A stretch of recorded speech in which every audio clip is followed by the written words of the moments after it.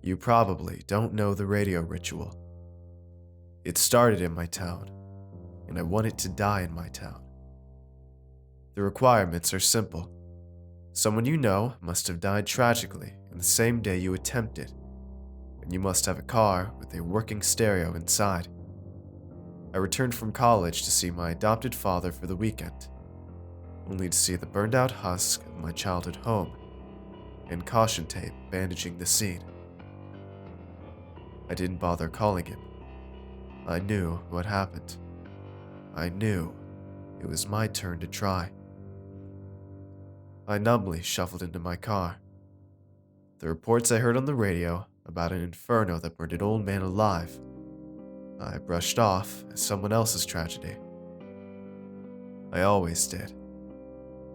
The address didn't seem right, but I saw the remains that were left of the place. You never assume a terrible event could happen to people so untouchable, so immune to harm as your family. But I did. I was alone, and I couldn't even say goodbye. But the radio ritual was going to change that. I was never superstitious. I didn't even believe in God. Atheism in a deep southern town on the border of nowhere and absolutely nothing was rarer than finding a four-leaf clover. But all I could think of were those memories at the school cafeteria, listening to my classmates ramble on about the terror of the ritual. They say that in order to start it, you must be in an empty road. No streetlights, no cars around. Second, you must be driving as fast as how old you are. You can't set it to cruise control. You have to maintain your speed the entire time. Once you feel comfortable with your speed and isolation, you have to find a station only playing static 3 stations away, both directions, from any station that has music. I found an empty back road and eased my speed to 23 miles per hour. I turned off my headlights and sat back in my chair, staring at the vast emptiness in front of me. I sighed and searched for a station. It was difficult, but the isolation of my town made radio stations few and far between. After about 4 minutes of searching, I found one. I blared the volume. Once you've found the station and have the regular speed, you must close your eyes and drive forward. Even if there's a turn ahead, you must drive forward.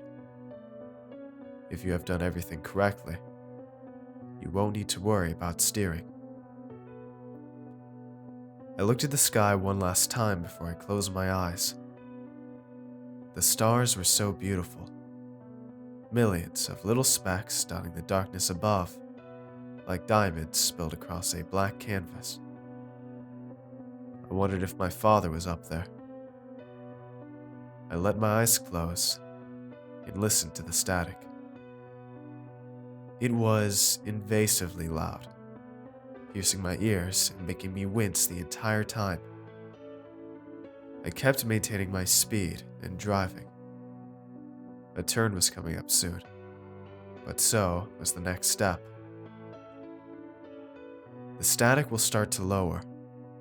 It will sound like someone speaking with a mouthful of cotton balls. Keep driving. The further you go, the more you can hear. As long as you don't slip up on the speed, the voices will turn into anyone you want to speak to the most, provided they are dead. I drove and listened, but the ear-splitting static did not ease up. I was about to open my eyes and turn around when the harshness of the sound relented. It seemed to lower, become less garbled, and soon I could hear voices. It was an old man, still partially distorted by the waning static. "Hello, who is this?" the voice said. Through the static, I could still hear the fear. Am I dead? What happened? The shock stopped me from speaking. It took me what felt like years of silence before I was finally able to choke out anything. Dad, it's me, I said, tears starting to form and slide gently down my face. I'm here.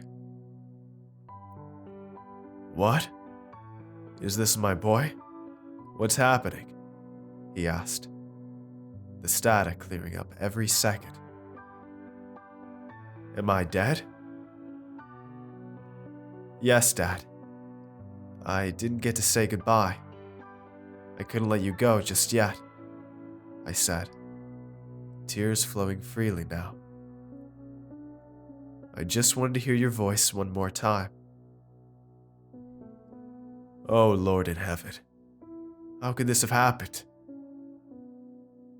His voice was despondent. How could someone do this to me? Son, I'm so sorry.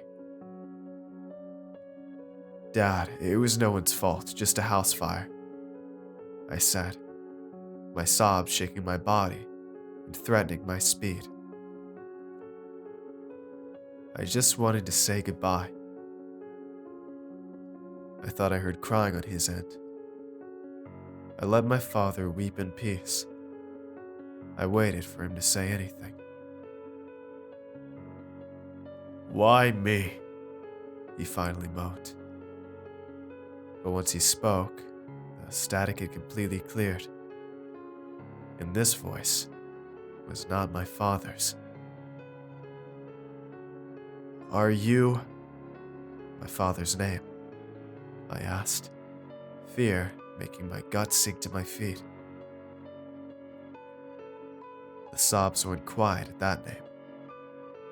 I could hear breathing, but these were slow, calculated breaths. No, this is Mr. Everett, the voice finally said, the tear statement dripping with venom. Who the fuck is this? Are you him? Are you the son of a bitch that burned my house down? I completely froze. My hands were visibly trembling on the steering wheel. Mr. Everett was my neighbor. He was about as old as my father, but he took me in whenever I got kicked out as a kid or when my parents were fighting before the divorce. I treated him like a second father. He was always so kind and his voice so gentle, even if I got in trouble. But now, his voice was dripping with rage. You sadistic fuck! Mr. Everett screamed through the radio, the static returning, distorting his voice to a demonic howl.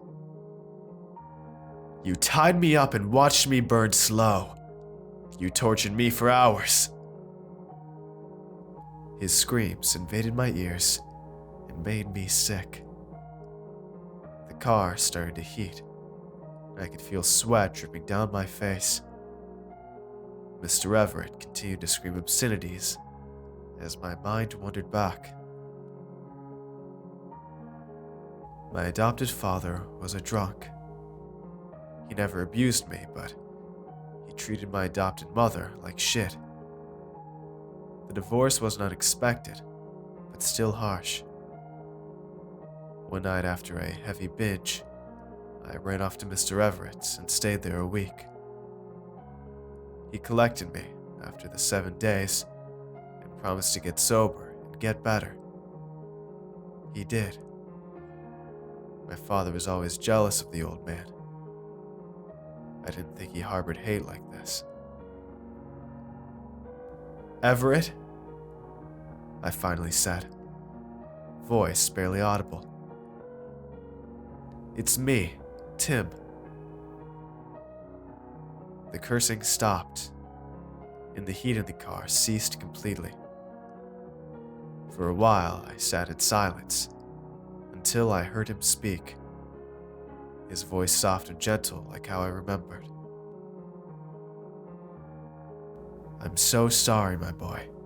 It's so hard to make out voices here. I wanted him to speak more, but I could faintly hear violins growing in volume as he spoke. It started too early. I knew what happened if I heard this sweet music when there was a voice still on the other side. If you are speaking to someone, when you start to hear music come through, you've spoken too long. The music will be pleasant and calming, but the soul of who you're talking to will be pulled back to wherever they were going in death. And instead, once the music stops, you will hear how they died. I smashed the off button on the radio, but the haunting music still came through. Mr. Everett tried to speak over it. I could hear him fighting to say goodbye, but soon his voice was totally enveloped by the fever-pitch orchestra that threatened to deafen me. This went on for what felt like 2 hours, when I heard it. It was a grunt. Someone who just woke up with a start. The music stopped abruptly. Confused breaths turned to frightened panting. I heard scuffling and sliding on a hardwood floor. The same floor he had in his guest bedroom, where I would sleep. Mr. Everett started to sob, until they turned into screams. Awful, hysterical, animal screams of pain.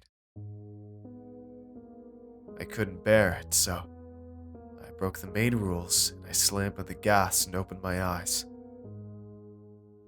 I couldn't hear the 18-wheeler from the music and the screaming, but by some divine intervention, I was able to swerve off the road in time to avoid it. Its horn blared as I sped by. I had never taken my foot off the pedal, but I hadn't moved 10 feet from where I closed my eyes. The sounds were gone, but the memories weren't. I drove slowly back to the street where I grew up on. I pulled into the driveway beside the burned-out home and shuffled inside. My father, alive and well, greeted me with a beer and a crushing bear hug. It had been a long time since I went to visit.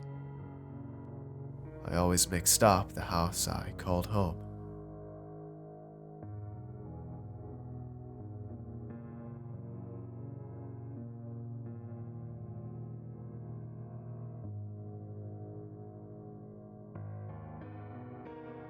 Hey everyone, I hope you enjoyed today's video. If you want to see more, let me know in the comments below, and tell me what you thought of this narration.